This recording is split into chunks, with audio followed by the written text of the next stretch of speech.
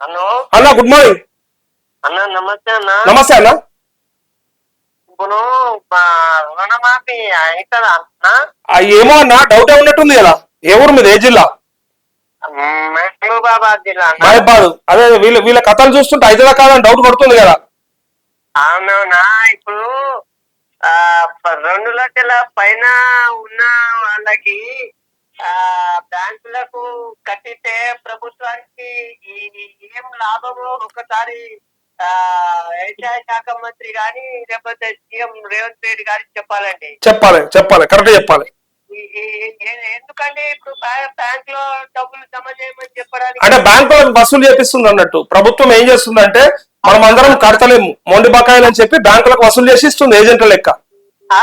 అవును సార్. ఇప్పుడు వాళ్ళ రైతుల దగ్గర డబ్బులు లేవు, వాడు కట్టడు, వీళ్ళు ఇయ్యరు. అట్లా చేయడానికి ఇదంతా.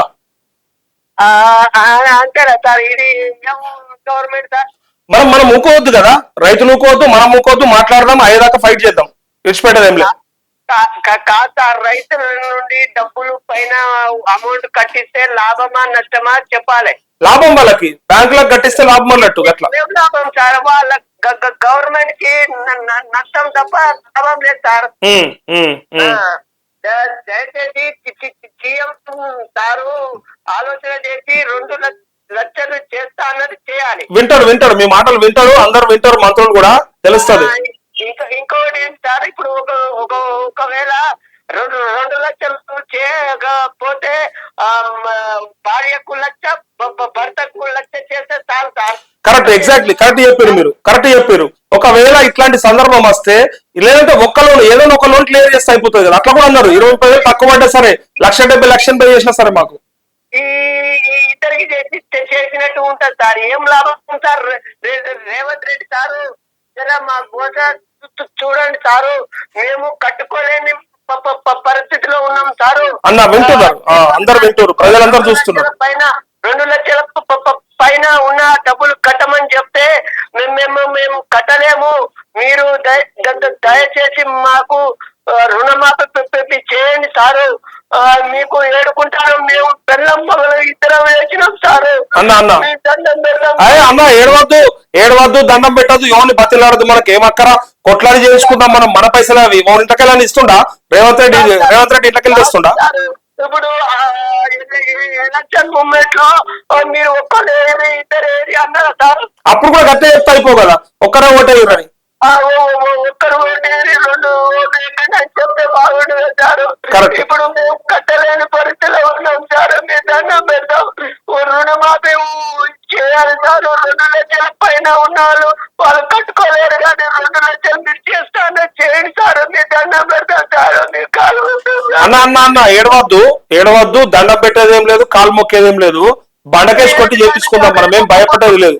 రైతులంతా కలిస్తే ఎవడు ఆగలేడు, ఎవడు ఉండలేడు రైతుల ముందట. రైతులంతా కలుసుకుంటే ఏమైనా చేసుకోవచ్చు.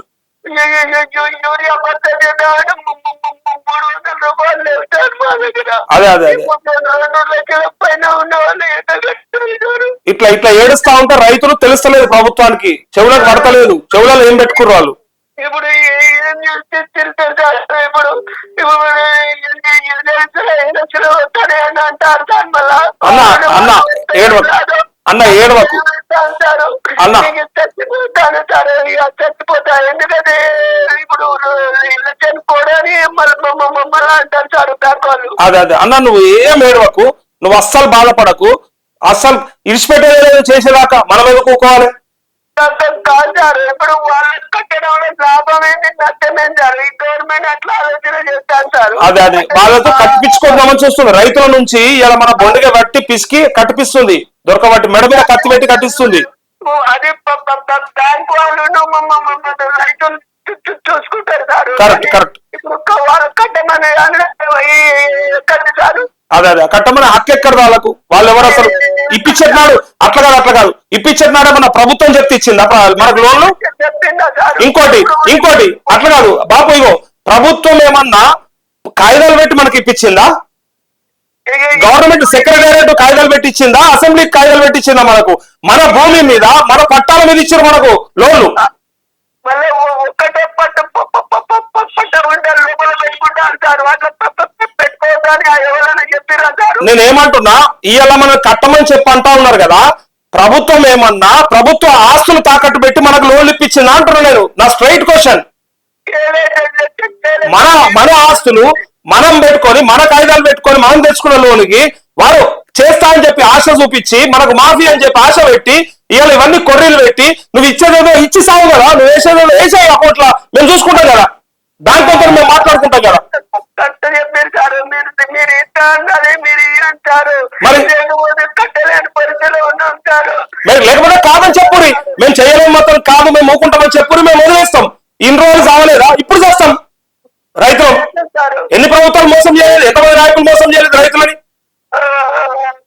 కేసీఆర్ చేసినట్టు కూడా చేస్తే ఎట్లా సార్? మేము మా ఇందిర మా రాజ్యం అని అందరు కట్టారు సార్. 2 లక్షల పైన అసలు కట్టలేదు సార్. ఏడవకు అన్న, ఏడవకు అన్న, ఈ నెంబర్ తీసుకో, నేను మాట్లాడతాను, నువ్వు ధైర్యంగా ఉండు, ఏం టెన్షన్ ఏం లేదు. అది దానికి ఏదో ఒక అవకాశం వస్తుంది. 73966 73966 67153. అన్న ఏ ఊరు మీది? మహబాద్ కదా. నీ పేరేం పేరు? అదే యాదవ్. ఏం పేరు నీ పేరు? నేను చేస్తా, నేను మీకు ఫోన్ చేస్తా, మాట్లాడతాం మళ్ళా. ఏడవద్దు కానీ మనం ఏడ్చేటోళ్ళమా? ఏడవద్దు, మనం ఏడ్చేటోళ్ళు కాదు. మనం ఖచ్చితంగా మనతో కొట్లాడి చేపించుకోవాలి. గింత భంగపడద్దు, గింత బాధపడద్దు గదానికి. మనం మస్తు చూసినావు, మస్తు కష్టాలు చూసినావు, గిదం పెద్ద కష్టమా? అదే నేను మాట్లాడుతున్నా. ఓకే సరే ఓకే. హలో, రైతు ఎట్లా ఏడుస్తున్నాడు చూడు, ఎంత బాధ, ఆయన ఎంత అవస్థ ఉంటే ఏడుస్తాడు.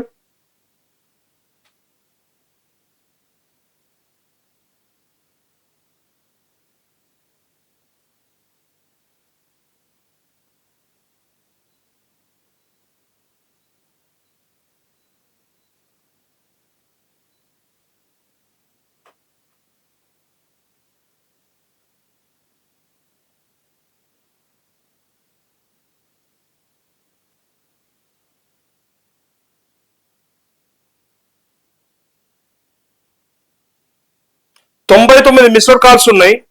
హలో అన్న, నమస్తే అన్న. మాది కడప డిస్ట్రిక్ట్ కొడంగల్ నియోజకవర్గం అన్న. కొడంగల్ రేవంత్ రెడ్డి ఏరియా అన్న, చెప్పండి. ఇక్కడ ఏంటంటే